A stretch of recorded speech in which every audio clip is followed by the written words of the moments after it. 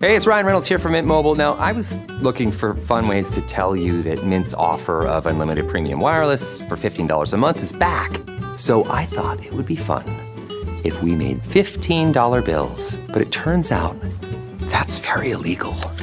So there goes my big idea for the commercial. Give it a try at mintmobile.com/switch. Upfront payment of $45 for 3-month plan, equivalent to $15 per month required. New customer offer for first 3 months only. Speed slow after 35 gigabytes if network's busy. Taxes and fees extra. See mintmobile.com.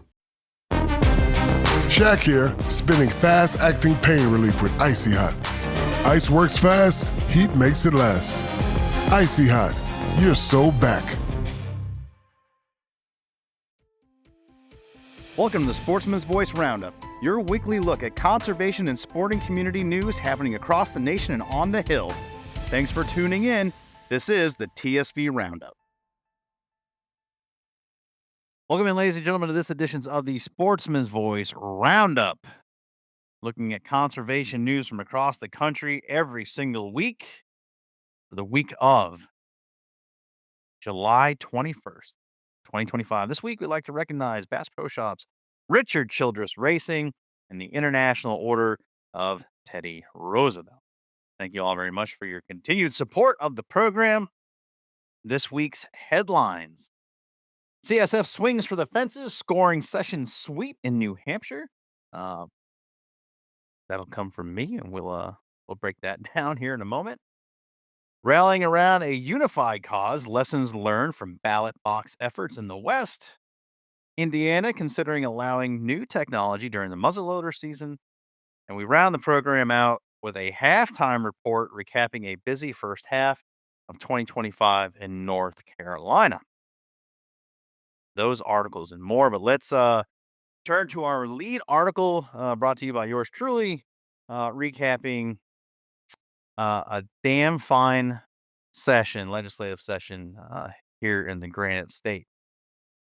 No secret here, and as reported on in the past, and especially here in the Northeast, it's there's no shortage of negative legislation that gets dropped at the beginning of these sessions that come out largely against conservation funding, wildlife management, things of that nature. And this session was no different. However, we had a 58-42 split of anti versus pro legislation that were introduced that we CSF engaged on, with the exception of one bill still out there that is at the governor's desk for Governor Kelly Ayotte's signature, that has passed and ready to go. We will have successfully batted 1,000 on advancing all the pro bills and defeating all the negative bills in which we engaged on. Some examples of that. House Bill 720, if passed, would have prohibited the importation of bait fish from outside of New Hampshire, threatening commonly used fishing methods and preferred bait for New Hampshire's anglers. This bill was defeated. House Bill 211, which we reported on, golly days, for 2 sessions straight, now allows air guns as a means of take and authorizes the executive director of New Hampshire Fish and Game to bring about an annual tag or institute a one-time stamp to account for conservation funding on such platforms and where they don't directly contribute to Pittman Robinson. That was passed into law. Now, I will say, caveat to that funding, in talking with some contacts in the airgun space, I was made aware that there is some funding that comes from the airgunning community that gets directed and dedicated to waterfowling. So, learning more about that, and once we have a better breadth of that, we'll be bringing that update to you. But did want to acknowledge that it's not a complete non-participation in that.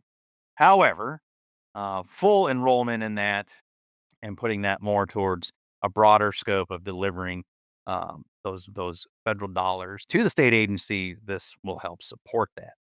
As I said, those options are available to the executive director there at Fish and Game in New Hampshire, and she'll be able to bring about whatever one makes the most sense. We also enjoyed and celebrate a House declaration celebrating the 75th anniversary of the Sport Fish Restoration Act. Got that passed there, recognizing the great contributions of New Hampshire's angling and boating community to conserve those waterways and access and everything that comes with that community. And it's a big one up here. It doesn't it doesn't stop. We transition as a northern tier state. And when we have it lately, last couple seasons, we've getting some ice. So we go from that open water and those great cold water fisheries and in the southern part of the states, and some fantastic angling opportunity. And then we get to the hard water, which is a completely different animal. A whole different anglers come out for that. So really big deal in recognizing that we've got a lot of great freshwater boating opportunities, and then the coastal areas as well. So we're really happy to see that go through and the recognition there. And then finally, as I alluded to, this one bill that's still out there, and I'm particularly very fond of, and we'll talk on some more. House Bill 655 was passed and rolled, and like I said, it now awaits Governor Kelly Ayotte's signature. And this will significantly increase financial penalties against poachers and those illegally in possession of certain wildlife species. And it further increases license suspensions for such take on individuals. So many of the bad bills, and there were some others here that we engaged on that weren't in the highlights, but common themes here. These are repeat offenders. The common themes included attacks on New Hampshire's fish and game, now a perennial issue in the state. That is mostly attacks on the Fish and Game Commission, seeking to take away their authority for rule setting, season setting as an oversight body, turning them into an advisory only body, and just really undermining the great structure that's there at Fish and Game. Attempts to institute multi-day waiting periods on firearm transfers, and attacks on science-based wildlife management, specifically related to the management of the anti's favorite victim, the eastern coyote.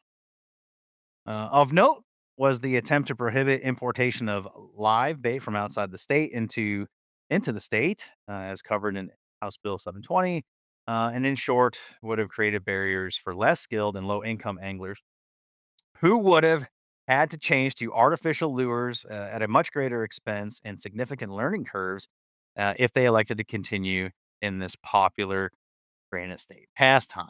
As for the pro sportsman's policies, as reported over the last two sessions, we talked about the air guns and what that all meant. We just covered that in the highlights. And when you look at an issue like the air guns, we've said it before. These things don't always happen in one session. Don't happen overnight. It takes some time. No sprints, marathons here, and this is just one example of that. And the continuation of staying on message, continuing to work with our sportsmen's caucus and the state houses, our co-chairs, for getting these things over the line at some point, and specifically our co-chair, one of our co-chairs in the House, Representative James Spillane, who sponsored this bill and drove it to final passage. So, Representative Spillane, tip of the cap to you, sir. We also secured, as I said, the 75th anniversary declaration for the Dingle Johnson recognition there, and that was driven and sponsored by our other co-chair in the House, Representative Will Darby, and we applaud Representative Darby for his efforts there as well. Now, going on to House Bill 655, as mentioned, just awaiting that signature to make everything official. And again, this is a long overdue change and highlights the value of New Hampshire's wildlife. Long have the penalties for poaching amounted to that of a speeding ticket or a parking ticket, with essentially slaps on the wrist concerning license suspension. This one was also championed and sponsored by Representative Spillane, and he also drove this to its final passage, getting it to the governor's desk. This one's really important. We see this where it's not been passed, this kind of policy. We're starting to see this in a very positive way become policy that legislators are picking up in state houses, and it needs to. These low financial hits, these low um, suspension times on licenses, it's kind of a slap in the face to the conservation and sporting community. We value the resource just as much as anyone else out there that is a birder, that just enjoys going out, watching wildlife, being in nature, enjoying the habitats for what they are in a given area, and to give someone a $25 fine or $100 fine or something lower than that for taking a deer um, out of season, poaching a deer, poaching and insofar as taking a deer you do not have a tag for. Um, there needs to be a higher restitution. There needs to be higher penalties to dissuade people that would make this choice. And look, there's a distinction, right? Poachers, scumbags of the conservation world, they're going to do their thing no matter what. They're not going to be dissuaded because they're criminals, and this is a criminal act, and criminals break the law by definition. So, you kind of put those people in a different category. They don't care even after they've been busted. They still do. There's case after case after case that proves this. And our great conservation officers across the country do their due diligence, follow these people over years, and then make big cases and collar these people and then prosecute. You know, those people eventually pay a much higher price, but would be better if they paid a higher price up to that. Now, what I'm getting to is these fence riders, right?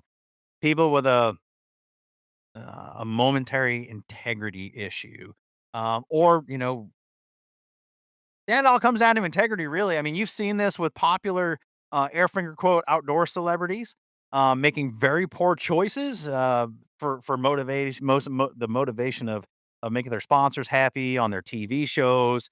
Some examples I can think of is taking extra turkeys, shooting a less subpar elk, and then seeing a bigger elk come out and being like, we're gonna trash this one, take this elk here, baiting, all for the purposes of selfishness. Doesn't I don't I mean, they're technically poaching, right? They're breaking the law. I don't put them into the habitual category, but these are, these fence riders, as I call them. Now, with legislation like this, you hope that this helps those fence riders of making a one-time bad decision or leading to a bad habit, because if they're not getting hit hard, this will serve to dissuade those people, prevent bad habits from happening, and really putting that value on our resource, the publicly held resource that it deserves. Again, I come back to these equivalents of parking tickets. And I think we can all agree it's a devaluation of what's out there. And yeah, and anyway, it it's warranted, it's been needed, and we're glad to see that it's been done in New Hampshire, and hope other states will follow suit and continue to do that. So once HB 655 is signed into law, we will have officially batted 1,000 on killing quite early. I will tell you, early in this session, and again with the leadership of Representative Spillane and the House Fish and Game and Marine Committee there, really driving home our engagement and stopping this stuff in its tracks and not really letting it get out of that committee, which golly days is just is phenomenal. That's how you kind of hope a lot of this stuff goes. And conversely, the good stuff getting picked up, going through the process, being championed, and then getting it to where it needs to be. So we enjoyed that here in New Hampshire. Don't often get sessions like that, and I suspect a lot of this stuff, in a negative way, obviously, because the good stuff passed. The negative stuff will prop its head up again. Now we aren't slowing down. Preparations already being made for 2026, even though we just kind of rolled out of 2025 with early um, filings that we have coming up very soon. We are working directly with our New Hampshire Legislative Sportsmen's Caucuses, as much as our other colleagues are throughout the country, working with their leadership to make sure our proactive policy is getting picked up.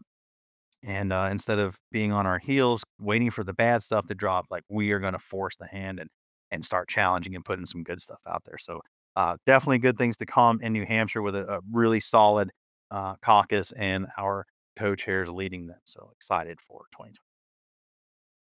All right, moving on. This from Kent Keene covering ballot box biology, rallying around a unified cause, lessons learned from such ballot box efforts in the West. Quote, if you're at the table, They're on the menu, end quote. That quote is widely cited by both sides of the argument as it relates to hunting and angling, particularly in recent years, with efforts to drive wildlife management at the ballot box becoming more commonplace. Members of the sporting conservation community are finally recognizing that, despite varied priorities and motivations, we are all part of the same team, pulling in the same direction. This realization is critical as we fight back against efforts to undermine our time honored traditions and protect the public support that these traditions enjoy. Ballot box biology, in the form of initiative petitions designed to force certain wildlife management discussions, becoming increasingly common as most state wildlife commissions remain committed to the North American model of wildlife conservation. These efforts often rely on a mixture of misinformation and slipping public support for certain aspects of hunting and angling among Americans. Recognizing this challenge and utilizing strategies with proven records of success, the sporting conservation community has an opportunity and duty to come together and stand up for our rights as sportsmen and women.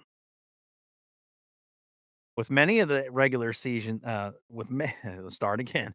With many of the regular sessions wrapped up across the Southwest, now is a great opportunity to reflect on recent challenges and successes.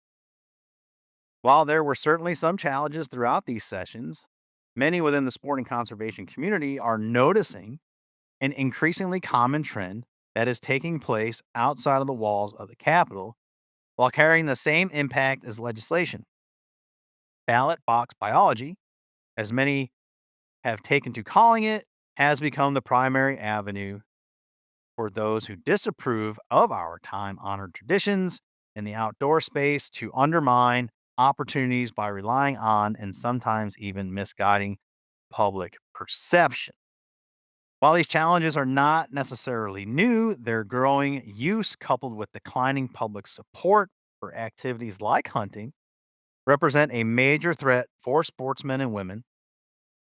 And how do we overcome this?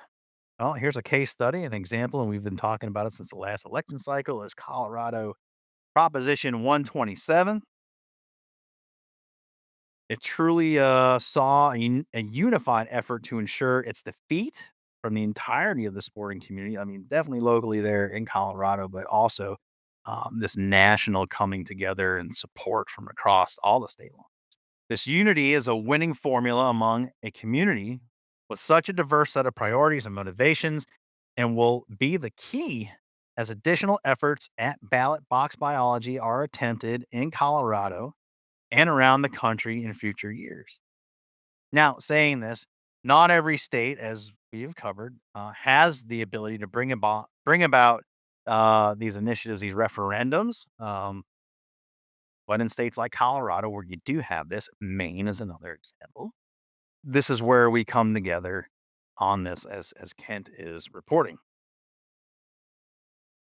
Knowing that sportsmen and women have successfully instituted defensive strategies, provided we can secure enough funding to mount a counter campaign and are unified in our approach, how then can our community go on the offensive and reclaim public support that our traditions once enjoyed?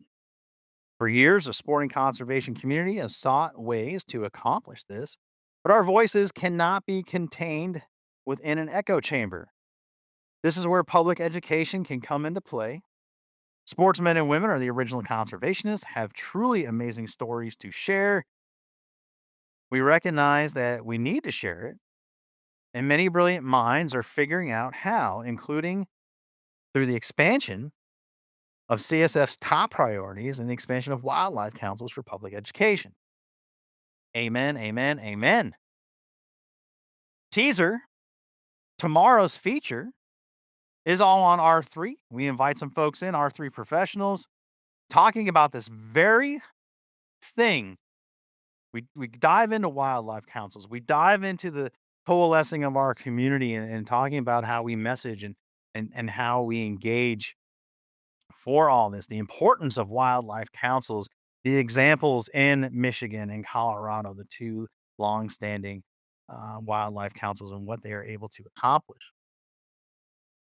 These marketing efforts designed to highlight and promote the role of sportsmen and women in benefiting the community and ecosystems are aimed at informing the broader non-hunting angling public on the conservation funding, environmental stewardship, and economic impact of our outdoor heritage. Colorado's council serves as a strong case study for the effectiveness of these efforts. While the council was unable to directly engage in the debate on Prop 127, the messaging shared by the council regarding the role of hunters as conservationists was undoubtedly helpful in defeating the measure at the ballot box. We, as a more united community, must continue to lean into these types of efforts, or we can expect to remain on our heels as more and more challenges arise. Preach, brother Kent, preach. This is timely. This is definitely needed, and especially as we are planning our 2026 sessions and working again with our leadership. One of our top priorities is to engage proactively on ballot box biology by going to the states where the threshold is a simple majority 50 plus one, and specifically on issues of wildlife management, taking that to the next level and getting that 67%, really forcing the hand of people bringing about garbage ballot box biology initiatives like Prop 127 and driving that home and getting the effort to be much more monumental to get this stuff passed on a ballot during an election cycle.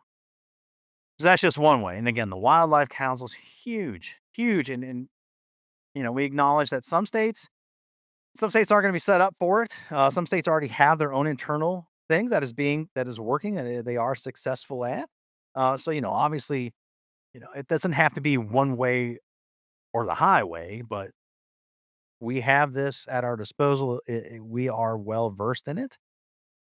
So if you think this works in your state, certainly, there's no doubt that these ideas will be presented to you as a legislator, as leadership in our sportsmen's caucuses across the country. And you can always find out more on our website on these.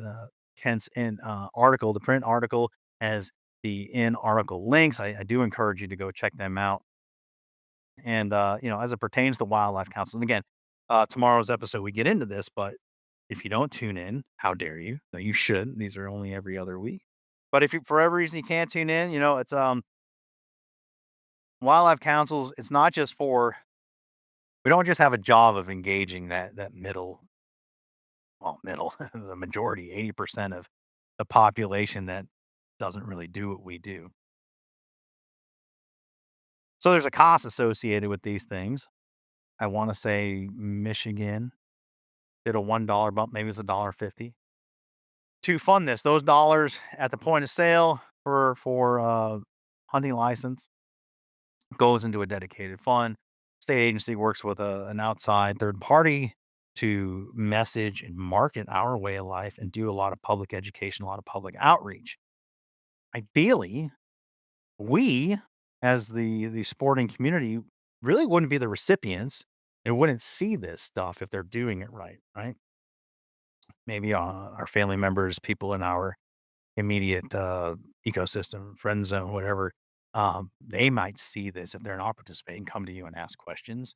But so what I'm saying is there is a cell on the inside. So ideally, getting to the echo chamber Kent talked about, we don't see this stuff. However, we do need to talk to the echo chamber to get people to support this because every time you put a dollar a raise on a fishing or hunting license, inevitably some people just lose their minds and come unhinged like, oh, we're getting another increase in our cost every year.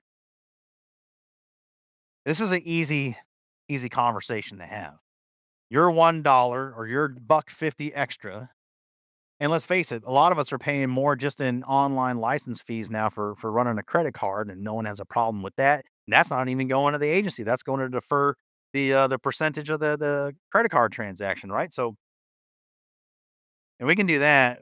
We can pony up an extra buck or buck 50 to have the state agency work with these outside organizations to do our bidding, to promote our heritage, our traditions on our behalf to our neighbors, to the people in our states, and help them have a positive understanding of what we do, what we've done for nearly 100 years with our models, our funding models, and our management models, what we as a community contribute to that. And hopefully they look on us better and support it, or as I often say, stay indifferent to it at the very least, and not become obstructionists and not engage in this stuff, and trust the science, trust the experts, right? So really important issue here, and there are definitely ways and solutions to get about this stuff and prevent it. And we are more than happy to work with you, the legislator, on these issues. So thank you, Kent, for this important and timely article. We're heading out to Indiana, where they are considering allowing new technology during muzzleloader season. This from Bob Matthews, and we're talking the Fire Stick. Updating the laws, updating the availability for modern technology that keeps folks safe, makes the experience cleaner, better for folks. This is following a citizen petition that has the support of the Indiana Department of Natural Resources. Folks in Indiana may be able to more safely and consistently hunt during the muzzleloader season, and that's what we're looking for, right? Modern muzzleloaders still require the projectile to be loaded through the muzzle. They still only accept one projectile at a time, and they have a similar effective range to muzzleloaders that have been traditionally authorized for use. And again, we're talking about the Fire Stick that we've covered. For those that are new to the show, if you understand muzzleloading, how that works, that platform, you're taking your projectile, your sabot, your power belts, whatever you're running, you're putting that down the muzzle. In the back, you've got your charge, your powder, your percussion cap. The Fire Stick contains the primer and the powder. Now, what you're getting out of that is consistency. So if you're a free powder pourer, which means, you know, for the uninitiated, you kind of look like Daniel Boone out there. You got a little sifter of loose powder. You pour that into a measure to get your grains, your weight of powder. So a common load is 100 grains of black powder. So you pour your 100 grains, dump that down, ram your sabot on top of that, pack it, ready to go, hit the primer fire, boom. So, or you're using pellets, which can be inconsistent. Pellets are pressed, they have an adhesive to hold them together. Sometimes a little piece chips off, during the packing, the shipping. For the most part, they're pretty good. I mean, I use them, and I'm very accurate definitely out to 200 yards flat shooting. I really enjoy that. But this technology in the Fire Stick that our friends at You've Heard from Traditions brought this technology about, it allows for a consistent powder load, contains the primer, it's all in a hull. So you're getting that consistency, the confidence in shooting that load, knowing its effective range, knowing where it's going to go and its lethality. And you're also the weather. Again, this is for the uninitiated. Weather plays a big role in muzzle loading. If it's raining and you don't have something to protect your barrel, water gets down in there, fouls that powder. You are not getting the effective range. You are not getting that full power appreciation. Or it could just foul the whole thing and it just doesn't go off at all. You just get a quick pop from the primer and then nothing happens.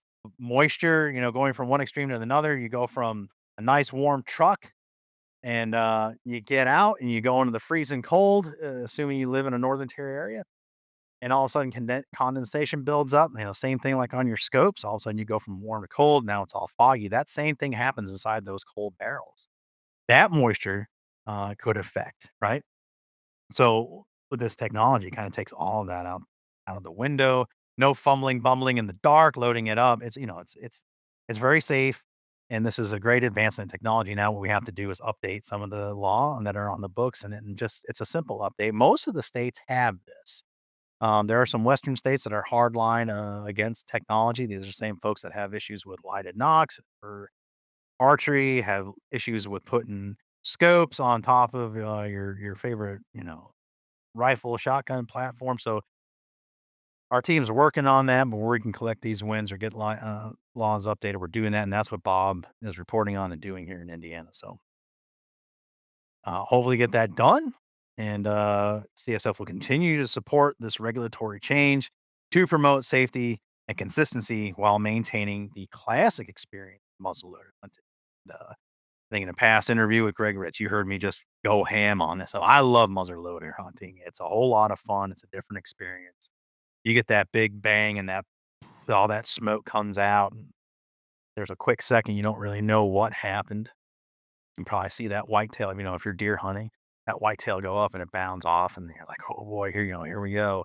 It's just a cool experience. Sometimes you're getting a elongated season. You have a special dedicated season with many days just for that.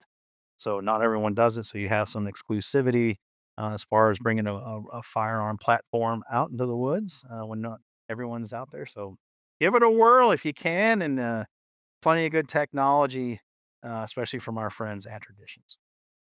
Finally, a halftime report recapping a busy first half in 2025 in North Carolina. This coming from Connor Barker, and a whole lot of reporting out of North Carolina here as of late. But let's get to the heart of the matter here from Connor's reporting, highlighting House Bill 103. It would have provided a statewide hunting, fishing, and trapping license exemption for members of recognized Native American tribes, potentially leading to a significant loss in conservation funding for the North Carolina Wildlife Resources Commission.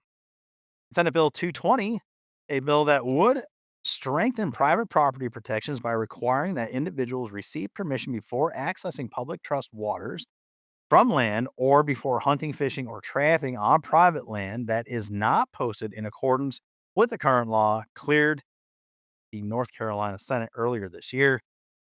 House Bill 442 would prohibit industrial shrimp trawling in any coastal fishing waters other than areas in the Atlantic Ocean located more than 1/2 mile from the shoreline, among other provisions recently reported on that. First, as has been trend in the states around the country, legislation was introduced in North Carolina to exempt a larger user group from requiring the purchase of a hunting, fishing, or trapping license. In this case, it was pertaining to the Native American tribes of North Carolina. If it was enacted, would have produced approximately a loss of $450,000, almost $500,000 in license revenue, and nearly $1.4 million in matching federal funds to the state agency there in North Carolina. CSF submitted written testimony to the House Federal Relations and American Indian Affairs Committee, where the bill did not progress. Next, an important first step was taken to strengthening private property protections in North Carolina, a state where over 80% of the land falls under private ownership.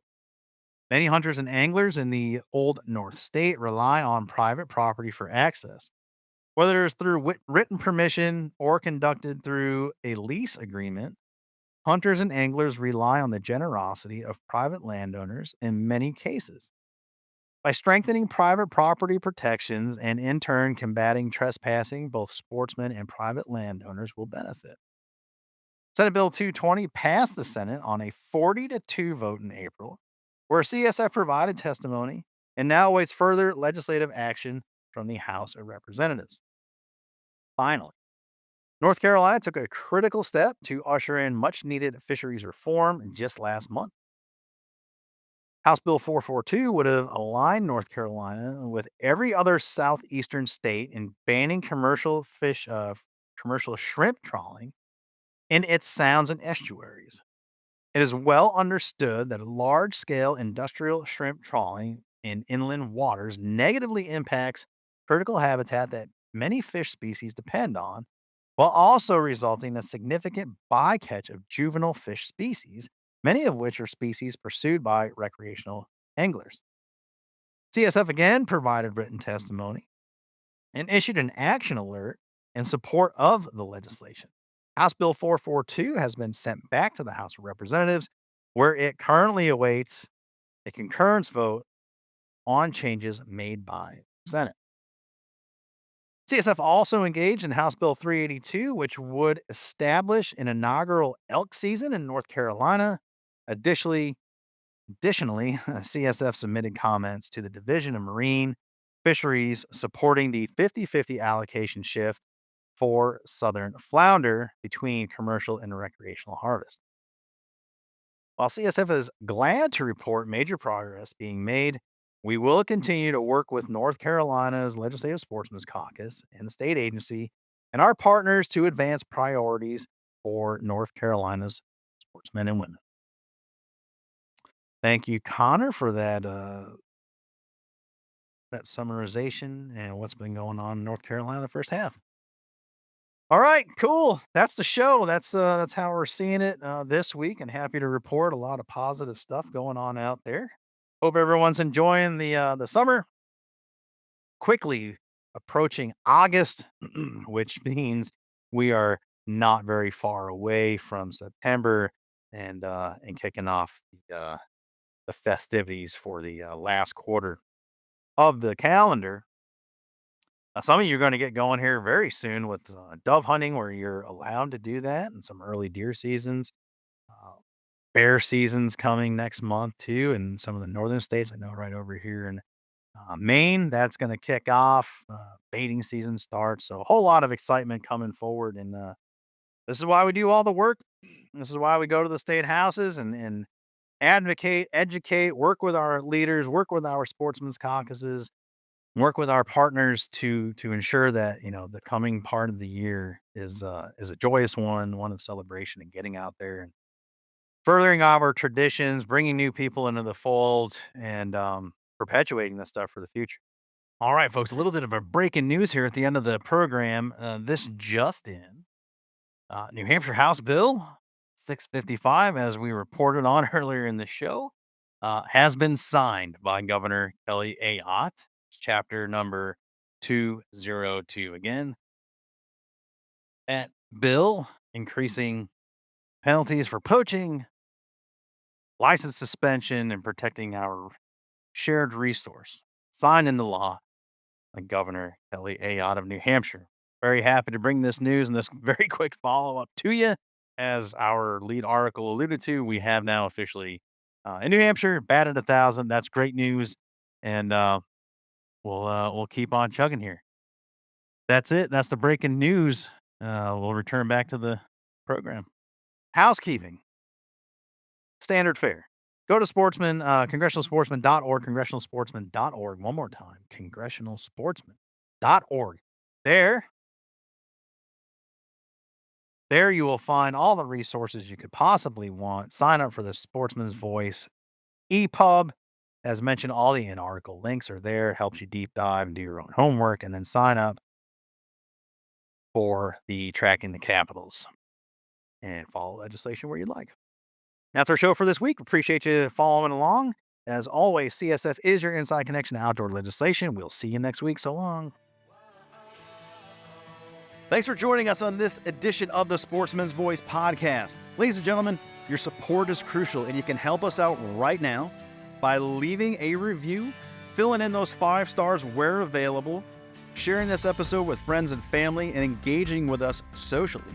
CSF can be found on Facebook, Instagram, and X, formerly known as Twitter. Together, we can protect the outdoor sports we love and continue to keep you informed wherever you are. That's it for this week. Until next time, we'll see you later.